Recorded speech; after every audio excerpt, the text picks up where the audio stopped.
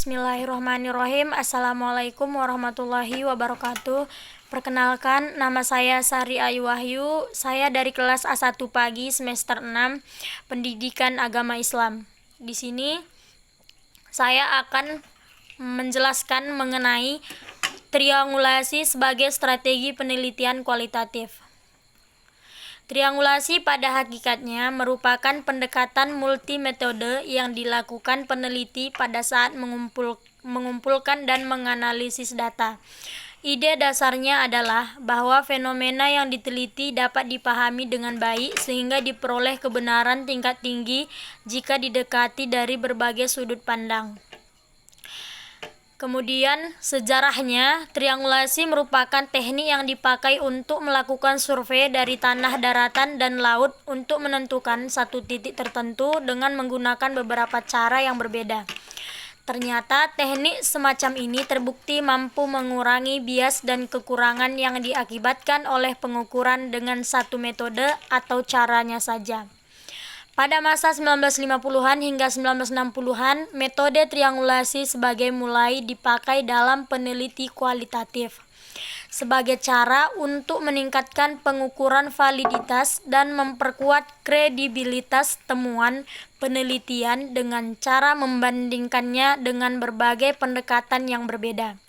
Kemudian, karena menggunakan terminologi dan cara yang mirip dengan model paradigma positivistik atau kuantitatif seperti pengukuran dan validitas, triangulasi mengundang perdebatan cukup panjang di antara para ahli penelitian kualitatif.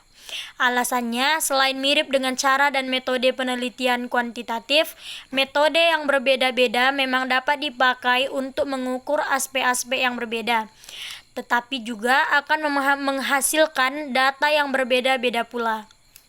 Kemudian, triangulasi sumber data adalah menggali kebenaran informasi tertentu melalui berbagai metode dan sumber perolehan data. Misalnya, selain melalui wawancara dan observasi, peneliti bisa menggunakan observasi terlibat atau participant observation, dokumen tertulis atau arsip, dokumen sejarah, catatan resmi, catatan atau tulisan pribadi, dan gambar atau foto.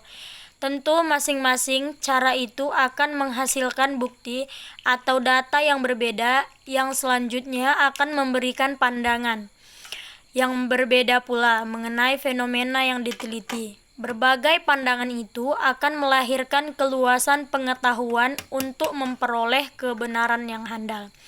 Triangulasi menjadi sangat penting dalam penelitian kualitatif. Kendati pasti menambah waktu dan biaya serta tenaga, tetapi harus diakui bahwa triangulasi dapat meningkatkan kedalaman pemahaman peneliti baik mengenai fenomena yang diteliti maupun konteks di mana fenomena itu muncul.